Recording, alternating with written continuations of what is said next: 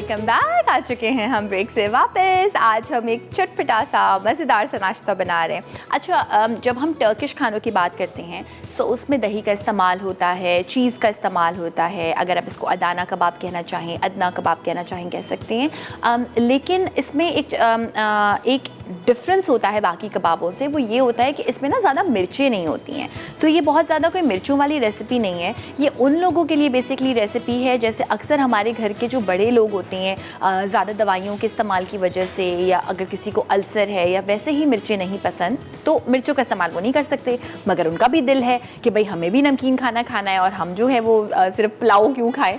तो इस तरह की रेसिपी आपके जो बड़े यूजुअली होते हैं फैमिली में, या बच्चे होते हैं जिनको मिर्चें नहीं पसंद, उनके लिए परफेक्ट होती है। अच्छा, ये तो हम बनाएंगे कबाबों में। कबाबों का जो मसाला है बेसिकली उनसे हम पराठे बनाएंगे। इस तरह से हम इसको मुनफरिद कर रहे हैं। और हम बनाएंगे एक ज़बरदस्त किस्म की साथ में गार्लिक, इसको आप रायता कह सकते हैं, आप इसको जो है वो चटनी कह सकते हैं। बहुत मज़े का बनता है ये। अच्छा, तो इसके लिए मैं क्या करूँगी, सबसे पहले कि मैं यहाँ पे ले लूँगी दही, और दही में मैं इस्तेमाल करूँगी, मेरे पास एक चिली लाइम मसाला रखा हुआ है। ये मुझे एक ब्रांड ने भेजा था जिनके साथ मैं काम करती हूँ।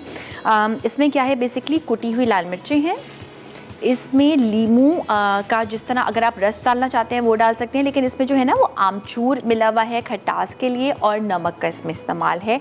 तो ये हम इस्तेमाल करेंगे तकरीबन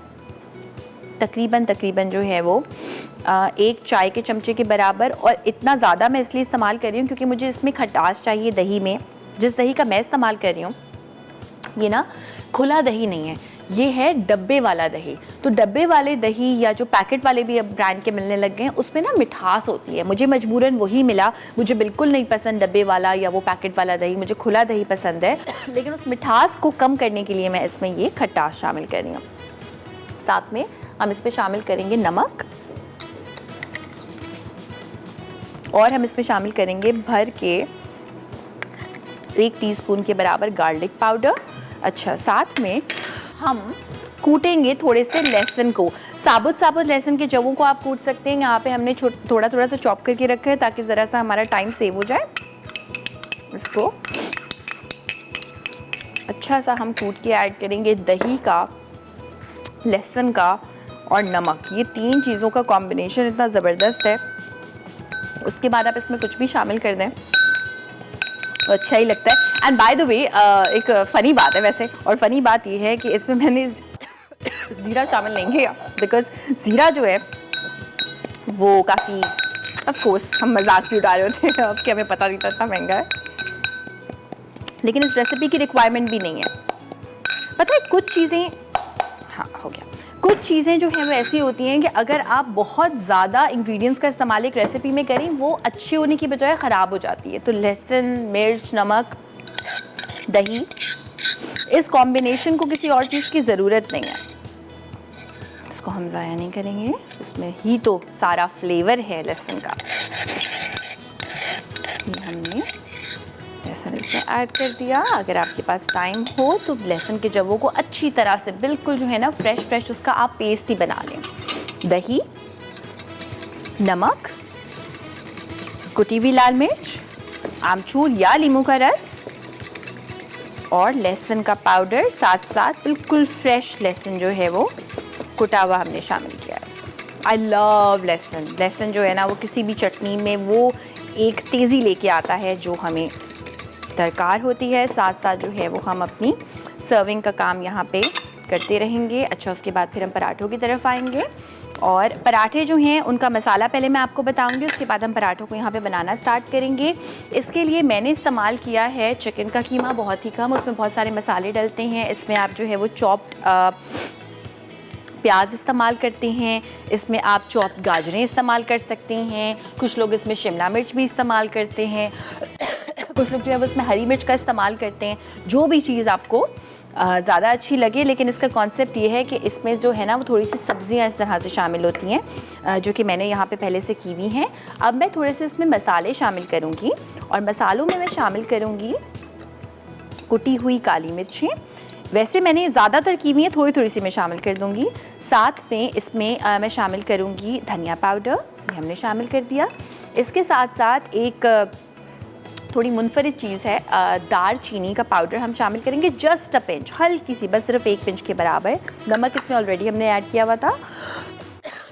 और साथ में हम इसमें ऐड करेंगे हल्का सा जवित्री का और हल्का सा जायफल का powder, just a pinch for that flavour. कुटी हुई लाल मिर्चें मैं इसमें थोड़ी सी पहले ऐड की थी, अब बिल्कुल थोड़ी सी, क्योंकि इसमें ज़्यादा मिर्च मसाले नहीं होते हैं। लहसुन और अदरक का पेस्ट हम ऐड कर देंगे, ये जो क्वांटिटी है इसके हिसाब से मैं इसमें शामिल कर रही हूँ। और ये बड़े मज़ेदार सी हरी मिर्चें जो है ना वो पिकल्ड मैंने रखी हुई हैं, इनको हम यहाँ पे सर्विंग में इस्तेमाल करेंगे।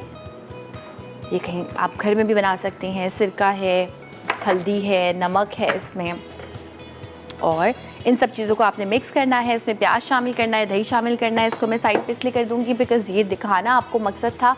पराठे हमने टाइम को सेव करने के लिए और कपड़ों को सेव करने के लिए बना के रखे हुए हैं, इसलिए हम पराठों को जो है वो यहाँ पे आधा आधा पका के रखा हुआ है। उसके बाद हम ज़रा ज़्यादा पकाएंगे। अच्छा, ये मीनवाइल जो मज़ेदार किस्म का ये एक रायता चटनी है, इसको हम सर्व करेंगे, इसके साथ ही मज़ा आएगा।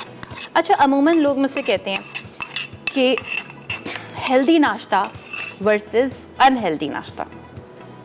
पराठों को ज़रा हम ये कहते हैं कि भाई पराठा जो है वो अनहेल्दी है और रोज़ रोज़ पराठा नहीं खाना चाहिए। मैं बिल्कुल मानती हूँ, लेकिन पराठों को थोड़ा सा हेल्दी बनाने के लिए हम थोड़ी सी मेहनत कर सकते हैं। पहला असूल ये है कि पहला जो है वो रूल ये है इसमें कि हमने क्या करना है कि हमने जो है वो आटा जो लेना है वो एक्चुअल आटा, जो गंदम जो आटा होता है, नॉट मैदा, रिफाइंड जो है वो नहीं होना चाहिए, वो हमने इस्तेमाल करना है। अच्छा, उसके साथ हमने क्या करना है कि आटे का जो चोकर होता है ना उसमें वो एक्स्ट्रा, अगर हम चक्की का आटा लेते हैं, बहुत सारे लोग लेते हैं, तो वो एक्स्ट्रा देख कर आपने उसमें आटे का चोकर मिलवाना है।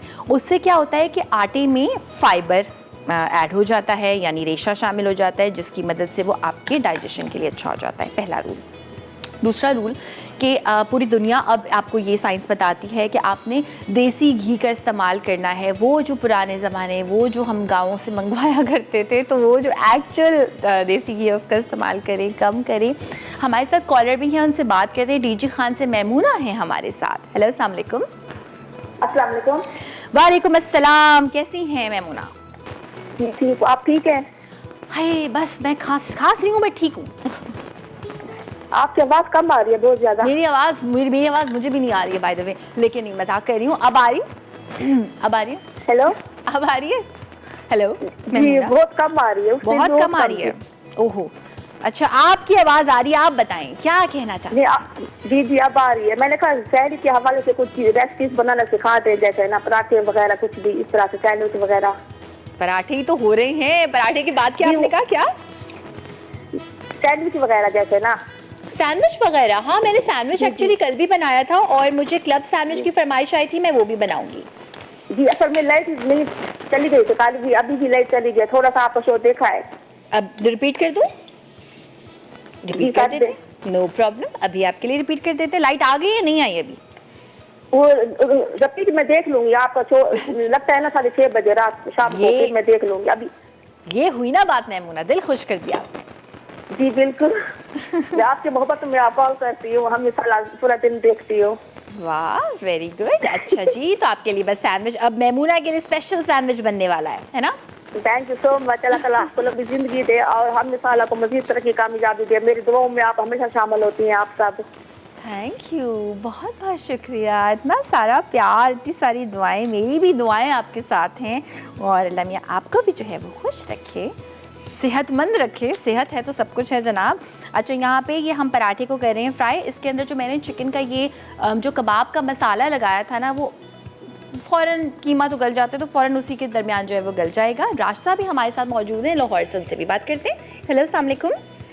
वालेकुम सलाम। हेलो जी, कैसी हैं आप? शुक्र अल्लाह, ठीक है। आप सुनाएं? मैं बिल्कुल ठीक ठाक ही हूँ। आप बताइए क्या फरमाइश करना चाहेंगी, टॉपिक से रिलेटेड कुछ कहना चाहती हैं? जी, मैंने आपकी तबीयत ठीक नहीं, इसलिए मैंने आपको कॉल किया है। काफी दिनों से खांसी आ रही है आपको, इतनी ज्यादा।